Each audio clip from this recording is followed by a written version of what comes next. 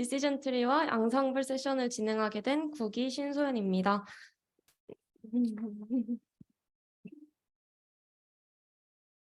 네, 일단 목차는 다음과 같고요. 디시전 트리부터 설명하도록 하겠습니다. 이제 먼저 디시전 트리는 다들 많이 알고 계신 개념 같은데 먼저 디시전 트리를 시작하기 전에 저번 세션에서 배운 지도학습을 다시 상기시켜 볼 건데요. 이제 지도학습은 정답 라벨이 있는 데이터로 학습을 시키는 머신러닝의 학습 방법이었죠. 네, 이 지도학습은 분류와 회귀로 나눌 수 있는데 디시전 트리는 그 지도학습의 하나로 일단 기본적으로 룰 베이스드 그 클래시파이어로 클래시피케이션 태스크를 위한 방법론이라고 할 수 있는데 이를 리그레션 트리로 확장이 가능합니다. 그래서 그 클래시피케이션이랑 리그레션 모두 가능한 지도학습 모델이라는 것을 먼저 밝히고 수업을 시작하도록 하겠습니다. 네. 디시전 트리란 일련의 질문에 대한 답에 근거하여 데이터를 분류하는 모델이라고 할 수 있습니다. 그래서 모델의 디시전 룰, 즉 의사결정 규칙을 나무 형태로 이제 표현을 하는데요. 실제로는 나무 형태를 이제 뒤집어 놓은 것처럼 생겼습니다. 그래서 나무의 경로는 이렇게 가는데 이 하나하나가 다 의사결정 규칙을 의미하며 입력 변수 데이터가 들어오면 규칙에 따라서 범주형 출력 변수를 예측합니다. 그래서 한 번 나누어지는 게 분기라고 하는데 이 한 번의 분기마다 변수 영역을 두 개로 구분하고 이 하나의 질문을 속성, 어트리뷰트라고 부르는데 이거는 변수라고도 부르고 속성이라고 부르고 특성이라고도 하고 되게 다양한 이름이 있고요. 그다음에 디시전 트리에는 되게 큰 특징이 있는데 human interpretable이라고 그냥 표현력이 굉장히 높다는 건데 이 트리 하나만으로도 저희가 이 데이터가 어떤 특성을 가지고 있는지 쉽게 파악이 가능하다는 해석이 가능하다는 뜻입니다. 이 디시전 트리는 쉽게 말해서 필터링과 스무고개의 원리와 같다고 이해하시면 조금 쉬울 것 같습니다. 다음에 구성으로 넘어갈 건데요. 이 하나의 질문 그리고 정답 여기 있는 모든 것들을 노드라고 부릅니다. 자, 그래서 일단 맨 위에서부터 시작을 해보면 룬 노드, 이걸 뿌리 노드라고 하고요. 이게 나무 구조가 시작되는 노드입니다. 그 다음에 마지막을 보면 리프 노드, 터미널 노드가 있는데 이게 자식 노드가 없는 최종 노드입니다. 여기서 자식 노드라고 하면 이거 하나를 기준으로 생각을 해보면 이 상위 노드가 부모 노드가 되고 하위 노드가 자식 노드가 됩니다. 다음에 이 루트 노드와 리프 노드를 제외한 모든 중간에 있는 노드를 인터미디엇 노드, 그냥 중간 노드라고 부르고요. 다음에 이 노드와 노드 사이를 연결하는 연결선을 가지라고 부릅니다. 자, 그 다음에 이 한 번을 분기라고 하는데 이렇게 지금 여기서 이 세 번의 분기로 이루어져 있기 때문에 그걸 depth라고 부르는데 여기에서는 depth가 3이라고 할 수 있겠죠. 이 depth는 나중에 하이퍼 파라미터의 하나로 사용이 되기 때문에 기억을 해두면 좋을 것 같습니다. 디시전 트리에는 굉장히 큰 단점이 있는데 그거는 이제 오버피팅이 굉장히 쉽게 된다는 큰 단점이 있습니다. 여기서 이 그림에서 파란색 점이랑 주황색 점을 나눈다고 할 때 이렇게 나눠져 있는 아웃라이어드까지 굉장히 과하게 정확하게 이렇게 데이터를 분류하려고 하다 보면 당연히 오버피팅이 되겠죠. 그래서 이 depth가 굉장히 깊어진 것을 볼 수 있는데요. 이거를 해결하는 방법이 가지치기입니다. 프루닝이라고도 부르는데 이 가지치기는 트리에 가지가 너무 많으면 오버피팅 문제가 발생하는데 그거의 해결 방법이고요. 사전 가지치기와 사후 가지치기로 나눌 수 있습니다. 자, 사전 가지치기는 나무가 완성되기 전에 특정 조건을 만족하면 알고리즘을 중단하는 방식입니다. 그래서 max depth 아니면 mean sample split처럼 이렇게 하이퍼 파라미터들로 이 조건을 지정하게 되는데 예를 들면 맥스 뎁스부터 해보면 이거는 아까 여기서 깊이가 있다고 했잖아요. 이 깊이가 뭐 예를 들면 3이라고 하면 최대 3번까지만 나눠질 수 있게 조건을 지정을 하는 거고, 민 샘플 스플릿은 이 그 노드 하나에 샘플 수를 지정을 해주는 거예요. 그래서 예를 들면 이거를 10이라고 하면 한 노드에 들어있는 데이터가 10개 이하면 해당 노드는 더 이상 분기를 하지 않는다.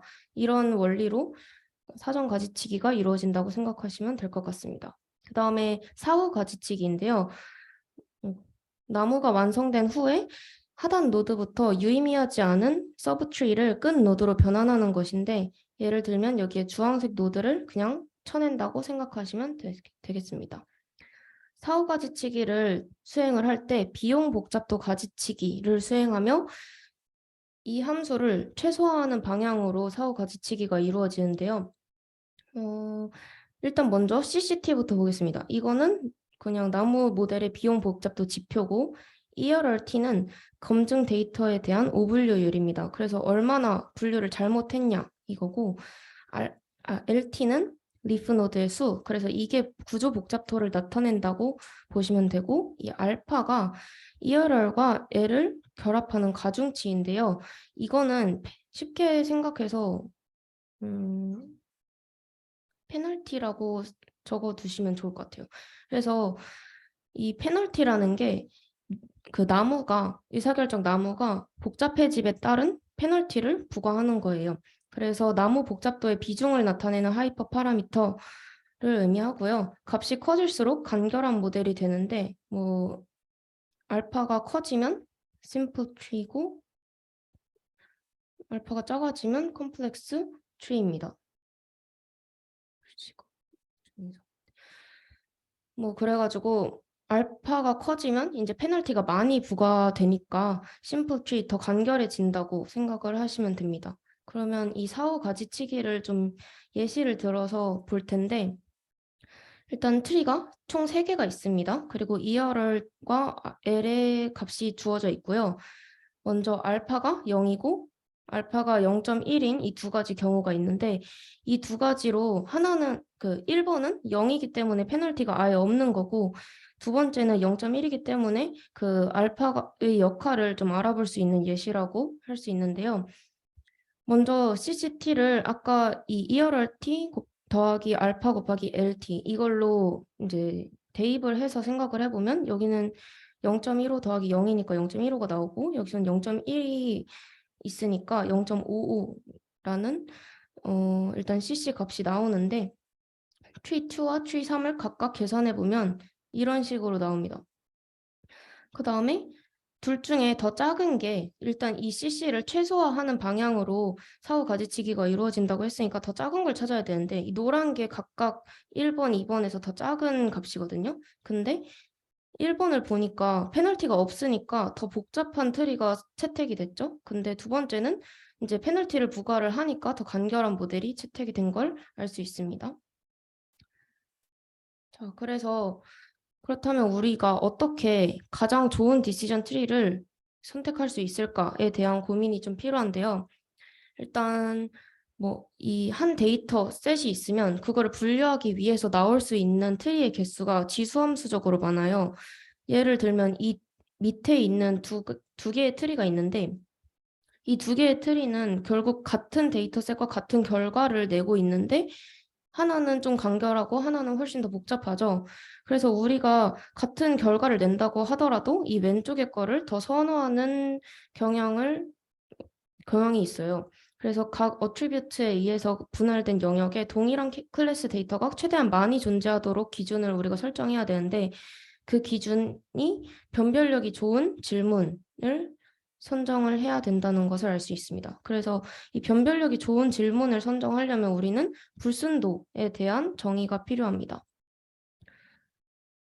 자, 불순도란 해당 범주 안에 서로 다른 데이터가 얼마나 섞여 있는가를 의미하는데요. 디시전 트리는 이 불순도를 최소화하는 방향으로 그 학습을 진행합니다.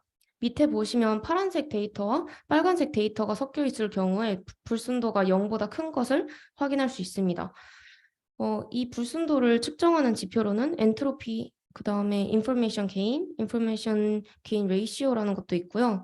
지니 인덱스도 있는데 이제 뒤에서 하나하나 다뤄보도록 하겠습니다. 그 전에 먼저 다양한 디시전 트리의 알고리즘 그리고 그 알고리즘마다 다른 불순도 평가 지수를 알아볼 텐데요. 먼저 뭐 카이드, ID3 카이드부터 볼게요. 카이드는 범주형과 연속형 변수를 다룰 수 있는데 범주형 데이터에 대해서는 카이-스퀘어, 그다음에 연속형 데이터에 대해서는 F검정, 그리고 분리를 멀티플 스페이스라고 되어 있는데 이게 무슨 뜻이냐면 하나의 부모 노드가 있으면 자식 노드가 되게 여러 개 나올 수 있다라는 뜻이고 밑에 나오는 마이너리 스플릿은 하나의 부모 노드에 자식 노드가 딱 2개라는 이중 분할의 의미입니다.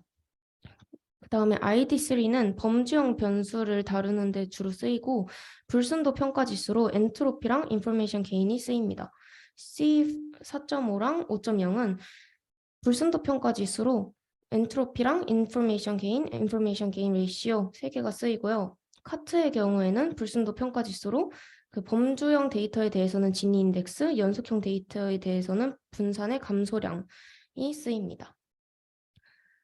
알고리즘의 프로세스를 간단히 볼 건데 이 알고리즘 디시전 트리 알고리즘은 주로 이제 그리디 휴리스틱에 의존을 하는데요. 그리디 휴리스틱이란 쉽게 말해서 그 순간순간마다 최적의 선택을 취해 나가는 알고리즘이라고 볼 수 있습니다. 그래서 일단 첫 번째로 비어있는 디시전 트리에서 시작을 해서 가장 변별력 있는 좋은 어트리뷰트를 선정해서 분기를 하고 그다음에 리커스, 재귀를 합니다. 그래서 이 2번, 3번을 계속 반복을 하는데 그 반복을 하고 특정 조건을 만족할 때까지 반복이 되겠죠. 그 다음에 이 2번에서 불순도 평가 지수가 사용된다라고 이해하시면 될 것 같습니다.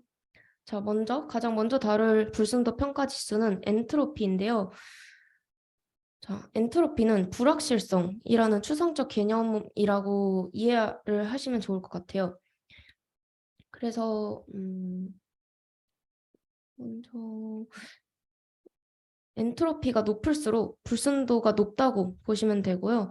여기 옆에 그래프를 보시면 알 수 있듯이 그냥 같은 유형의 데이터로 이루어지면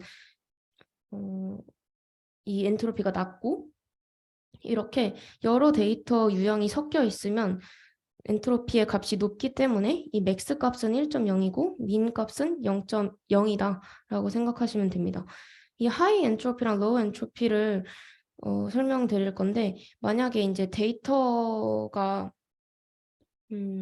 이렇게 데이터의 확률 분포가 이렇게 유니폼 디스트리뷰션의 형태를 띠고 있으면 이게 하이 엔트로피라고 볼 수 있는데 예를 들어서 아까 빨간색이랑 이렇게 파란색이랑 같은 비율로 섞여 있는 그룹이 있었죠. 그래서 만약에 이렇게 되면은 모든 데이터의 유형이 비슷한 확률로 분포되어 있다라고 이해를 할 수 있기 때문에 그래서 불순도가 높다고 볼 수 있어요. 그러면은 이 데이터가 예측이 어렵겠죠. 둘 중에 어떤 게 나오는지 잘 모르니까.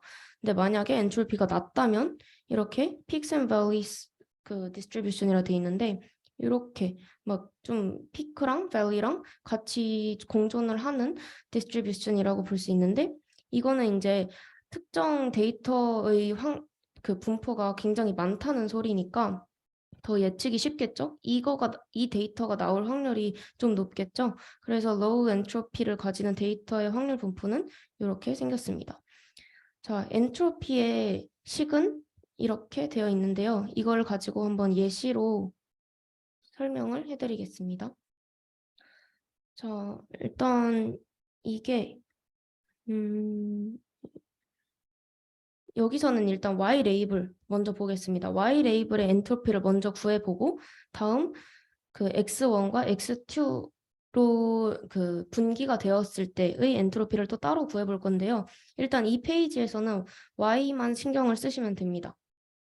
자, 일단 Y를 보시면 T가 6개 중에 5개죠. 그래가지고 6분의 5. 그 다음에 F는 6개 중에 하나이기 때문에 6분의 1. 그리고 이 엔트로피를 구해보면 여기다가 그냥 대입을 하시면 됩니다. 그래서 마이너스 6분의 5, 로그 T 6분의 5 이렇게 쭉 계산을 하면 0.65라는 일단 초기 엔트로피를 구할 수 있어요. 다음으로 설명드릴 그 개념이 컨디셔널 엔트로피인데요. 이거는 이제 변수를 결정을 할 때, 이제 특성, 어트리뷰트를 결정을 할 때 쓰이는 건데, 이제 이렇게 결정을 할 때 이 질문이 x1이 될 거냐, x2가 될 거냐를 결정을 하는 거예요. 그래서 변별력이 더 좋은 질문을 결정한다고 보시면 되겠죠. 먼저 x1을 보면 t가 지금 이거 4개에 f가 2개 있어요. 그래서 만약에 나누게 되면 t에서는 y가 t인 게 지금 4개가 있고 y가 f인 게 0. 그다음에 일단 먼저 쓰고 설명을 드릴게요. 저 x1을 보면 t랑 f 중에 y가 몇 개가 들어있는지 이렇게 나눌 수 있는데 일단 x1이 t인 거 중에서는 전부 다 y도 t죠? 아니, y도 t죠? 그래가지고 4대 0이라고 보시면 되고 x1이 false인 것 중에서는 y가 t랑 f가 하나씩 있어요. 그 다음에 x2도 먼저 나눠보겠습니다. y가 t인 게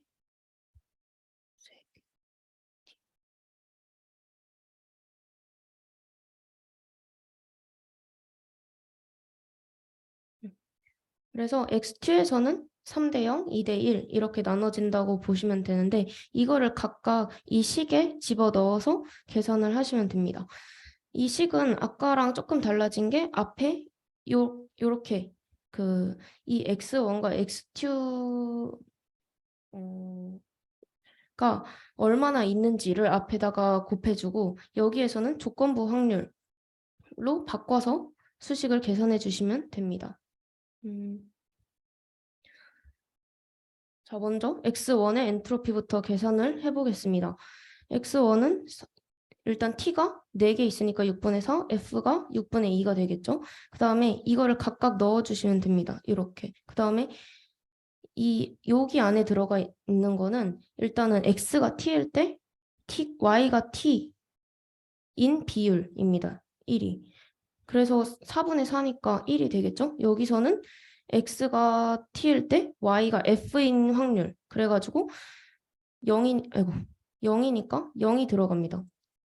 자, 다음에 보면은 뒤에 있는 거는 x가 f일 때 y가 t인 확률 해가지고 2분의 1이 들어가게 되고요. 여기서도 마찬가지로 2분의 1이 들어가게 됩니다. 그래서 x1의 엔트로피는 0.33이라는 결과를 낼 수 있고 x2의 경우에는 마찬가지로 그냥 똑같이 대입만 하시면 됩니다. 그래서 0.46이라는 결과를 낼 수 있어요. 근데 아까 지금 x1이랑 x2 중에 어떤 게 더 좋을지 결정을 한다고 했었잖아요. 근데 0.33의 엔트로피가 더 낮다고 보시면 되겠죠. 그래서 x1을 기준으로 y를 분류하는 게 더 명확하다라는 결과를 낼 수 있습니다. 다음으로 다룰 불순도 지표는 인포메이션 게인인데요. 인포메이션 게인은 이제 분기 전후로 엔트로피가 얼마나 변화했는지를 의미합니다. 그래서 이 인포메이션 게인이 0보다 커야지 이제 얼마나 좀 줄었다는 것을 뜻하기 때문에 0보다 커야 해당 분기가 유의미하다라고 볼 수 있어요. 그래서 방금 계산한 x1의 엔트로피가 0.33이 나왔고 맨 처음에 초기 엔트로피가 0.65가 나왔으니까 그냥 단순히 이걸 빼가지고 0.32라는 인포메이션 게인이 나왔다고 이해하실 수 있고요. 다음에 인포메이션 게인이 가장 큰 어트리뷰트를 선택을 하는 게 가장 변별력이 좋은 질문이라고 이해를 하시면 됩니다. 다음에 이 엔트로피는 그냥 지니 인덱스 등 다른 불순도 평가 지수로 대체를 할 수 있습니다. 그래서 아까 소개드린 ID3 알고리즘에서 엔트로피를 사용하니까 예시로 가져왔는데요. 이 인포메이션 게인이 argmax를 사용해서 가장 커지는 애트리뷰트를 다음과 같은 식으로 찾는다고 볼 수 있습니다. 근데 이 인포메이션 게인에 한계점이 있는데요. 일단 example 1이랑 example 2를 보시면 일단 그냥 육안으로 보기에도 example 2가 너무 과하게 나눠져 있다는 거를 알 수 있죠. 그래서 이렇게 너무 과하게 나눠져 있기 때문에 오버피팅의 문제가 발생했다고 볼 수 있는데 실제로 인포메이션 게인을 계산해 보면 여기는 0.5568 그다음에 여기는 0.6813 그래서 example 2가 더 커요. 그러면은 이게 더 좋은 모델이라는 건데 실제로는 그렇지 않잖아요. 넘어가 보면 인포메이션 게인 레이시오라는 게 이 문제를 해결해 주는데 이 인포메이션 게인이 그 분기를 많이 할수록 값이 좀 커지는 한계를 가지고 있어요. 근데 실제로는 오버피팅 때문에 성능이 더 낮아지는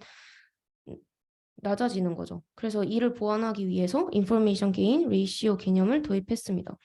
이 인포메이션 게인 레이시오라는 거는 그 인포메이션 게인을 intrinsic value 이걸로 나눠주는 건데요.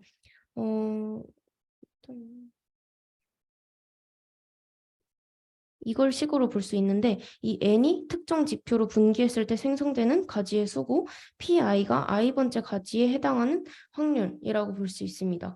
이 intrinsic value에는 가지의 개수가 들어있어요. 그래서 가지가 많아질수록 페널티를 부여하는 원리입니다. 그러니까 가지가 많아지면 페널티가 부여되니까 좀 오버피팅을 오버피팅의 문제를 좀 보완할 수 있겠죠? 그래서 인포메이션 게인 레이시오를 계산해 보면 정상적으로 얘가 좀 더 높게 나와서 이게 더 나은 모델이다 라고 평가를 할 수 있게 됩니다. 자, 다음으로 볼 불순도 평가 지수는 지니 인덱스인데요. 이 지니 인덱스는 두 개의 데이터를 랜덤하게 골랐을 때 두 데이터의 클래스가 서로 다를 확률을 의미합니다. 지니 인덱스도 마찬가지로 지니 인덱스가 클수록 불순도가 커져서 이 두 값이 비례한다고 볼 수 있고요. 출력 변수의 클래스가 C에 존재할 때 지니 인덱스의 그 식이 다음과 같다고 보시면 됩니다. 그 지표별로 모든 조합에 대해서 지니 인덱스를 계산한 다음에 가장 낮은 지표를 찾아서 분기를 하는 원리입니다. 지니 인덱스의 맥스 값은 1 빼기 n분의 1, 그 다음에 민 값은 0이라고 보시면 됩니다. 그럼 지니 인덱스도 마찬가지로 이제 계산을 한번 해볼 건데 먼저 2등 분할의 경우부터 보겠습니다. 일단 클래스가 A랑 B 두 개이므로 0.5일 때 불순도가 가장 높다고 볼 수 있겠죠. 그 다음에 분리 후 자식 노드의 진위 인덱스는 다음과 같습니다. 그래서 먼저 부모 노드의 클래스 A와 B 각각에 5개씩 들어있으니까 총 10개의 데이터를 가지고 지금 분류를 하고 있는 건데 자식 노드에서 y와 n에 따라서 그러니까 이거 yes랑 no라고 볼 수 있겠죠?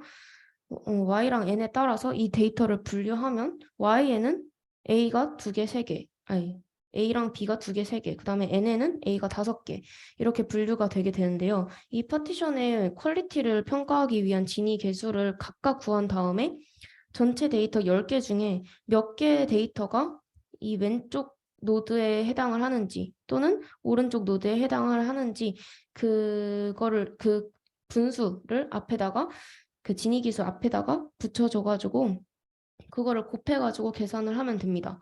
왼쪽 자식 노드는 그냥 미리 계산을 해왔는데 왼쪽 자식 노드는 0.8이라는 진위 개수가 나왔고 오른쪽은 0이 나왔어요. 그래서 최종 진위 개수가 0.48 곱하기 10분의 5, 그다음에 0 곱하기 10분의 5 해서 0.24가 나올 것입니다. 그래서 이게 최종 진위 개수라고 보시면 되고요.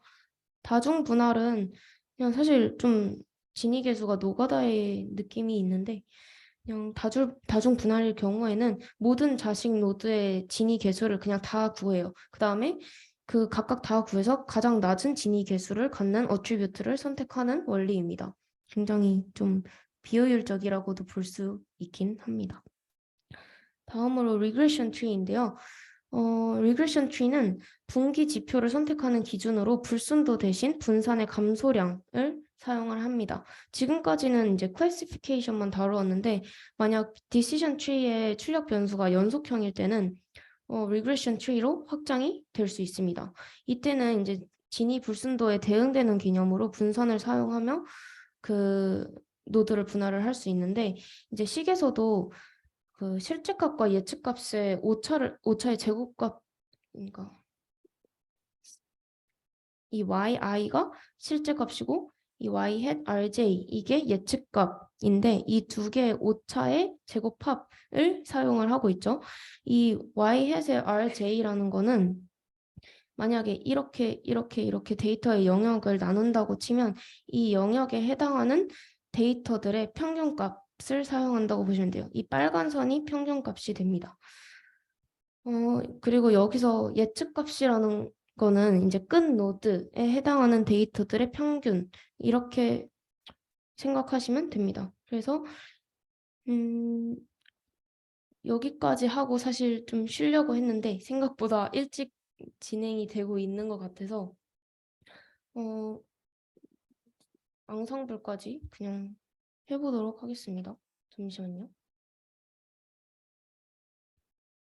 음, 음,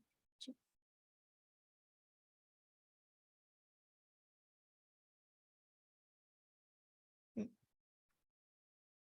앙상블 챕터로 넘어가도록 할 건데 일단 앙상블 기법이란 다수의 학습 모델을 결합하여 최적의 결과를 찾아내는 기법입니다. 그래서 하나의 기법만으로 판단하기에는 이제 현실 데이터가 너무 복잡하기 때문에 윅 러너 여러 개를 이제 윅 러너라는 거는 이제 좀 제대로 좀 성능이 약하다라고 이해하시면 될 것 같은데 이 윅 러너 여러 개를 결합해서 스트롱 러너 하나를 만들어내서 성능을 높이는 원리입니다. 그래서 말하자면 집단 지성의 원리가 앙상블 메소드의 기본 원리라고 할 수 있는데요.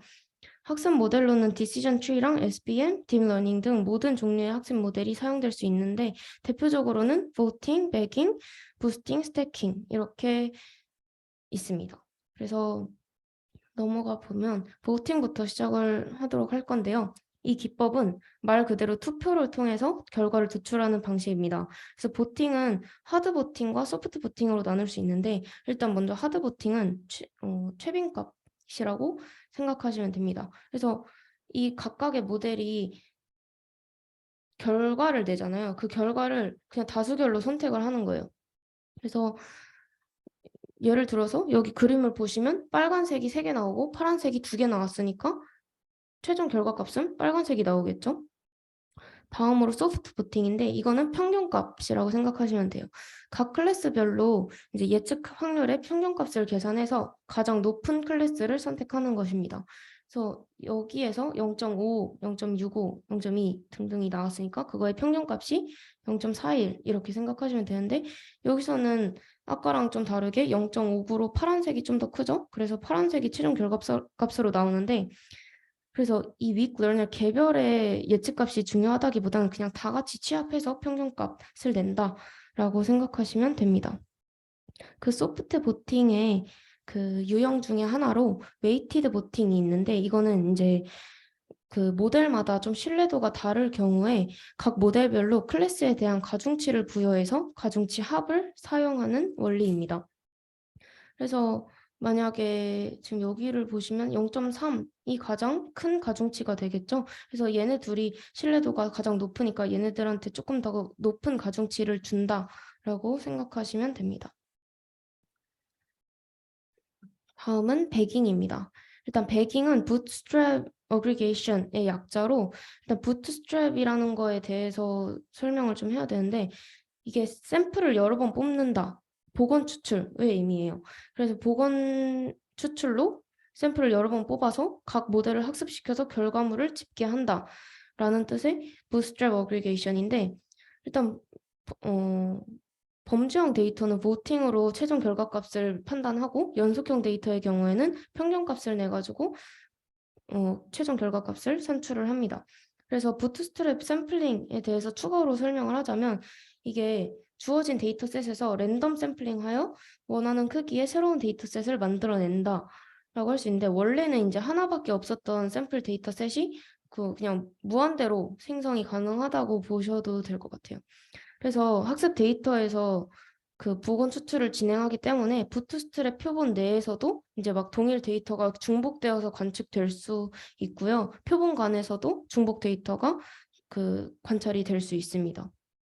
이 방법을 통해서 우리는 데이터의 베리언스를 낮출 수 있는데, 이는 이제 서로 다른 데이터셋을 반복적으로 넣어도 유사한 결과를 생성하는 것을 의미합니다.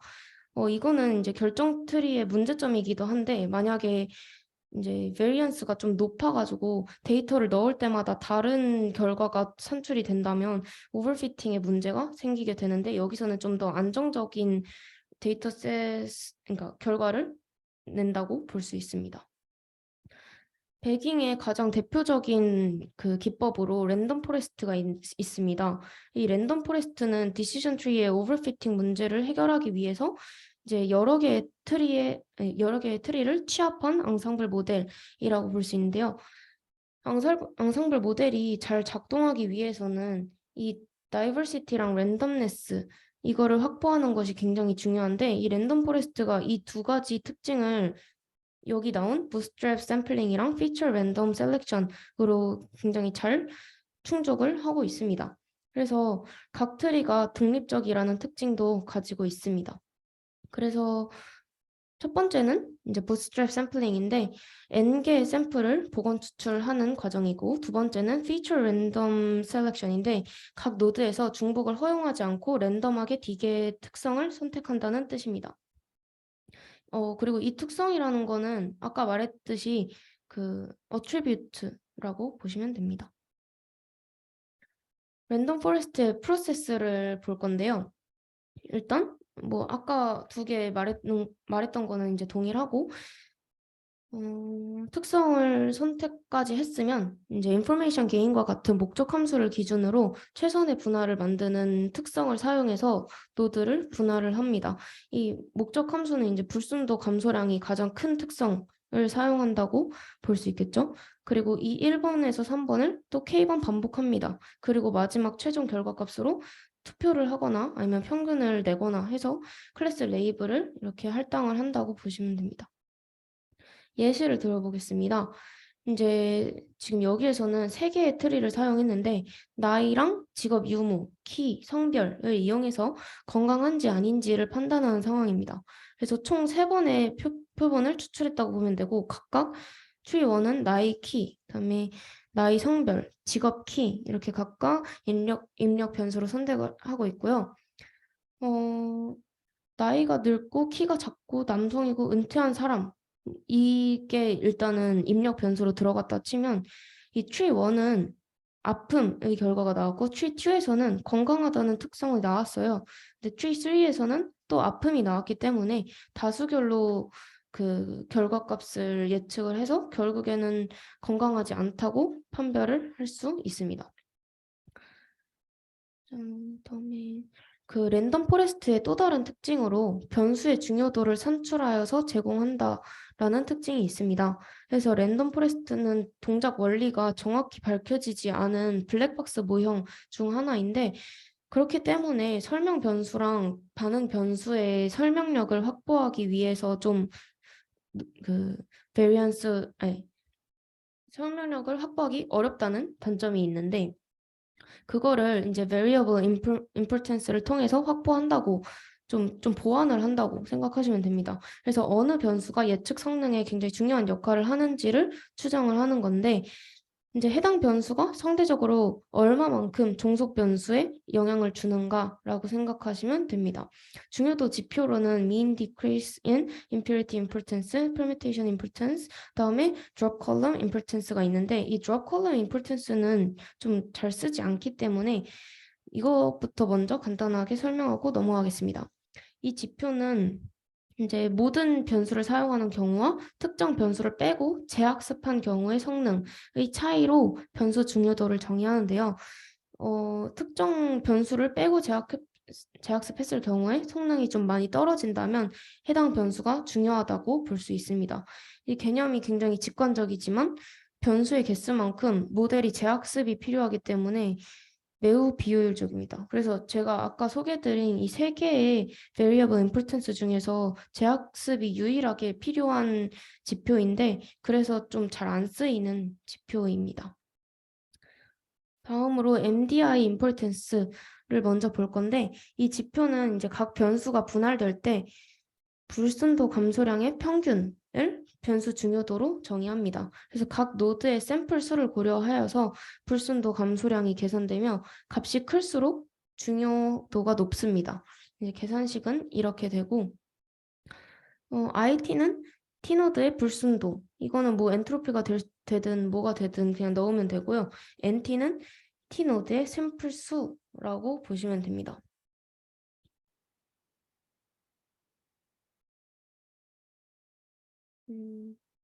다음에 MDI importance의 예시를 들어볼 건데 일단 변수 x1의 중요도를 계산을 해보겠습니다. 일단 여기에서 x1이 어디서 쓰였냐를 보면은 여기서도 쓰였고 여기서도 쓰였어요. 그래가지고 이 두 번의 중요도를 계산을 각각 해준 다음에 더해 주어야 됩니다. 여기에서는 일단 불순도랑 샘플 수가 다 주어져 있으니까 계산이 굉장히 쉬운데 일단 먼저 1번부터 계산을 해보면 처음에 주어진 불순도가 100이죠.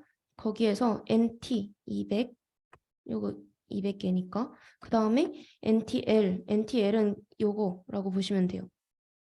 이 L이 left라는 뜻이에요. 그래서 여기서는 샘플 수가 80이죠. 그 다음에 곱하기 여기 NTL의 불순도가 70이니까 70. 그 다음에 마찬가지로 200분의 여기에서는 120이랑 60이니까 120 곱하기 60. 그 다음에 2번에서는 일단 불순도가 70이고 샘플 수가 80이니까 80분의 자, 레프트에 있는 거는 샘플 수가 25니까 25 곱하기 40 마이너스 80분의 55 곱하기 30 이렇게 계산을 하면 되는데 이 두 개를 그냥 더해 주시면 됩니다.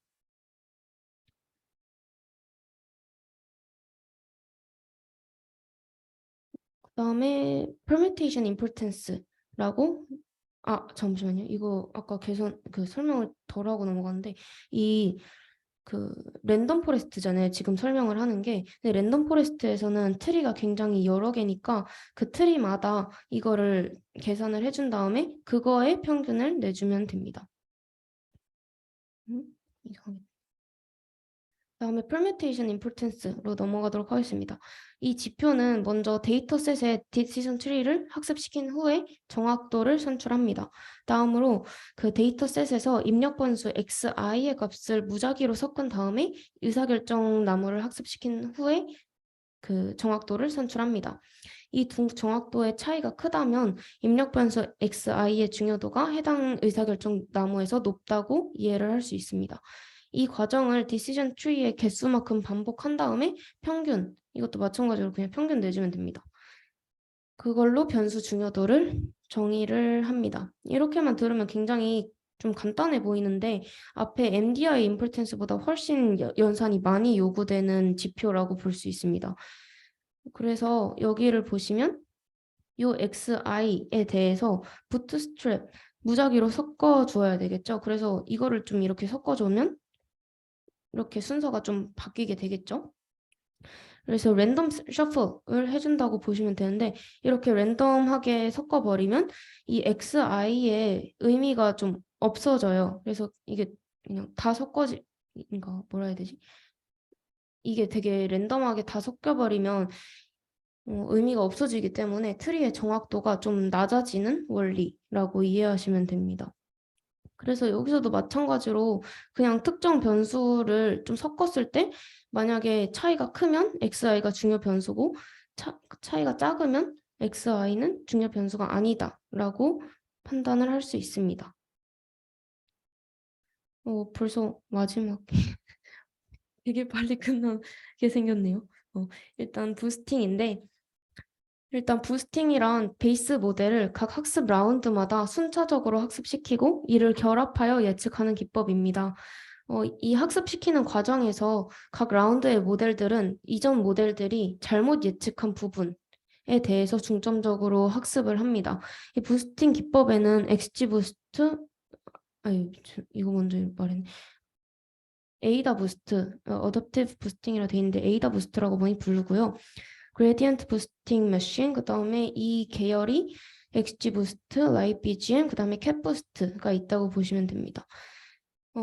매깅이랑 부스팅의 차이점이 있는데 이 매깅은 parallel하다고 그냥 병렬 구조라는 뜻입니다.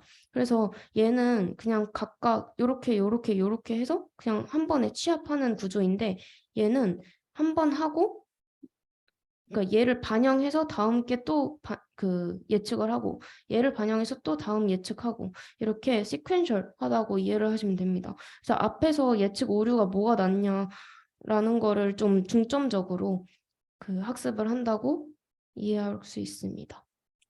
먼저 에이다 부스트입니다. 에이다 부스트는 다수의 스탬프로 구성된 알고리즘인데 이 스탬프라는 게 나무 구루터기라는 뜻이에요. 그래서 이게 그냥 이거 한 번의 분기를 가지는 디시전 트리를 말합니다. 이게 위크 클래시파이어라고 생각을 할 수 있는데 이걸 모아서 최종적으로 스트롱 클래시파이어를 생성을 합니다.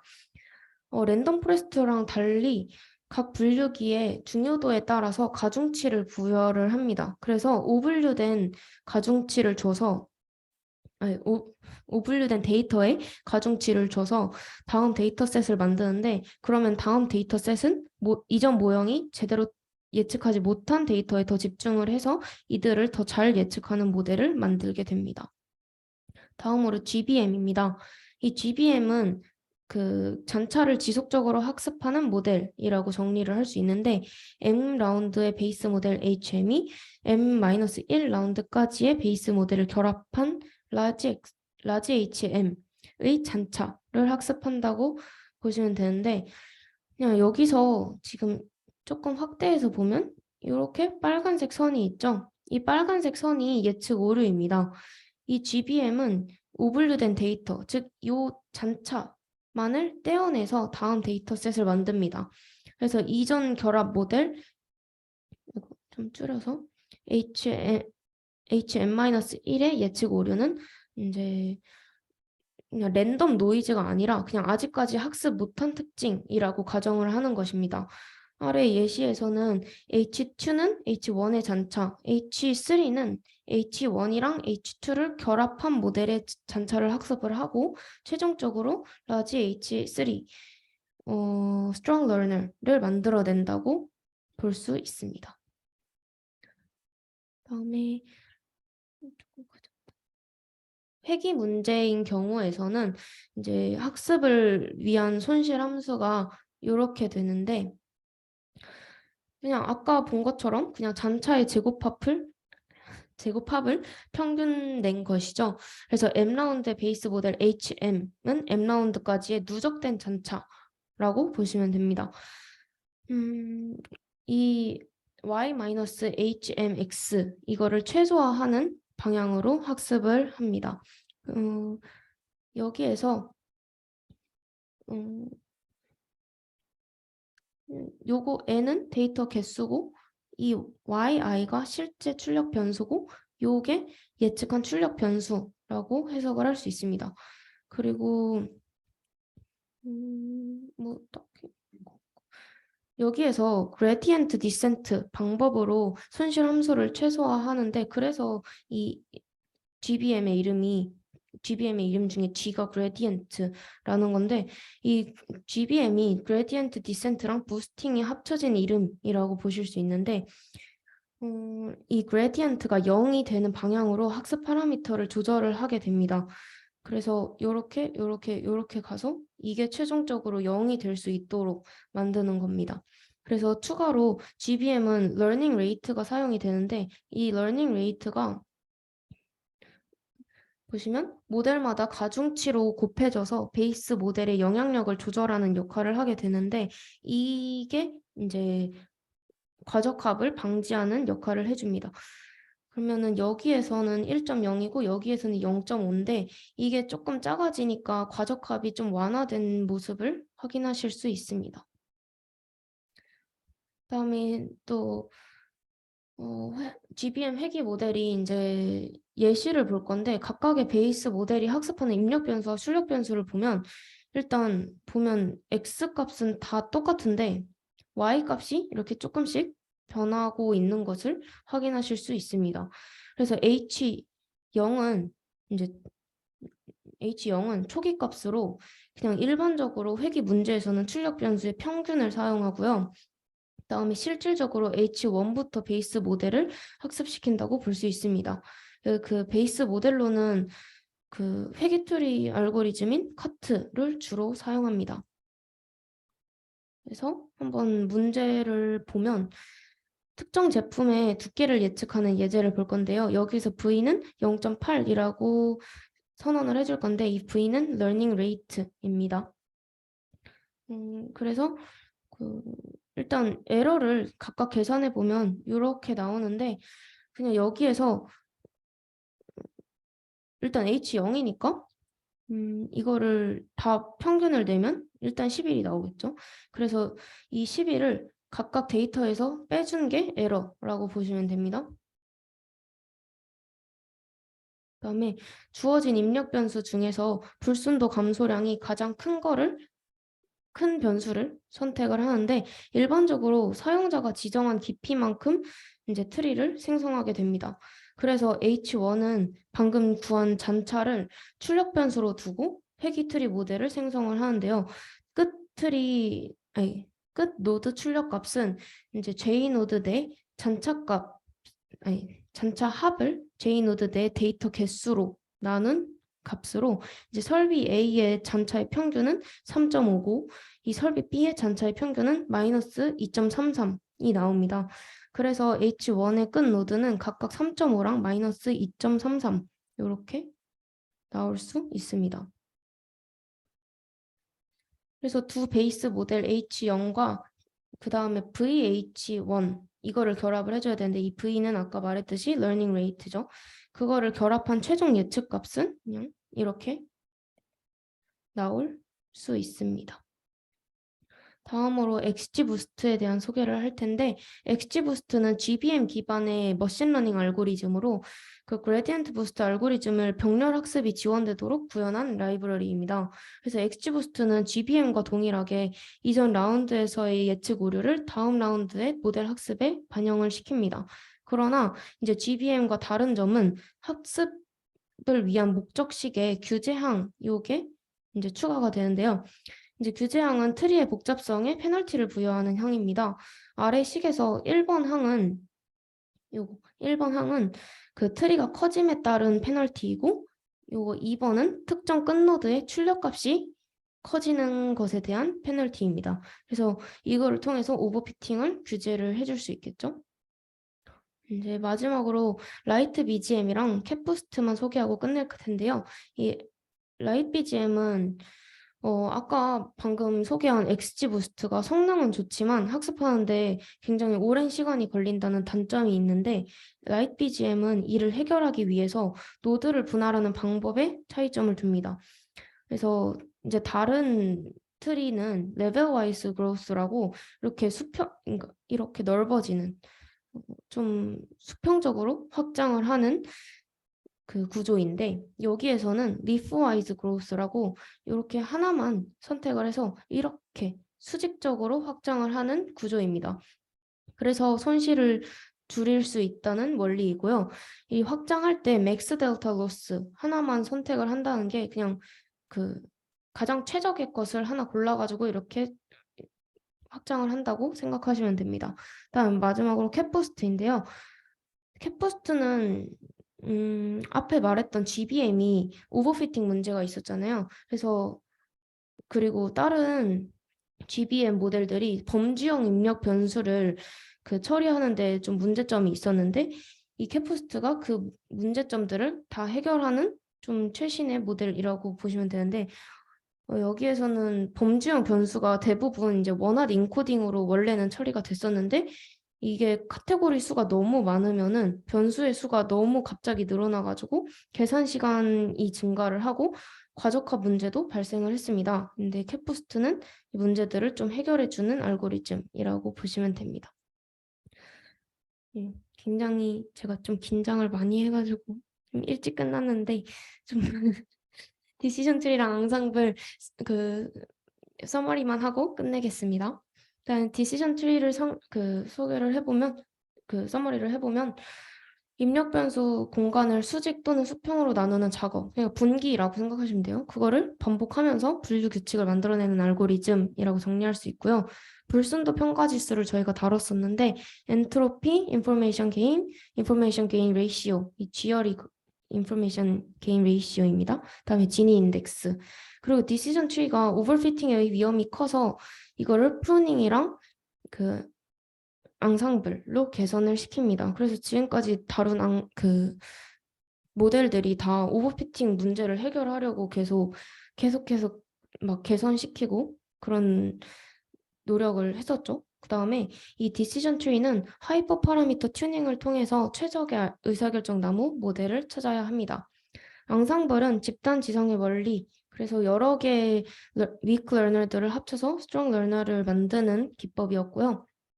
그 중에서 배깅 중에 하나기는 하지만 좀 대표적인 부트스트래핑 샘플 기반의 앙상블 알고리즘이 그 랜덤 포레스트고요. 배깅은 병렬 구조로 랜덤 포레스트라는 대표적인 기법이 있고 부스팅은 시퀀셜한 기법이죠. 그래서 에이다 부스트, GBM, XG 부스트, 라이트 BGM, 캣 부스트 이렇게 소개를 해드렸습니다. 네, 좀 내용이 쉬웠는데 다들 이해 잘 하셨기를 바라고 저는 여기서 마무리하겠습니다. 감사합니다.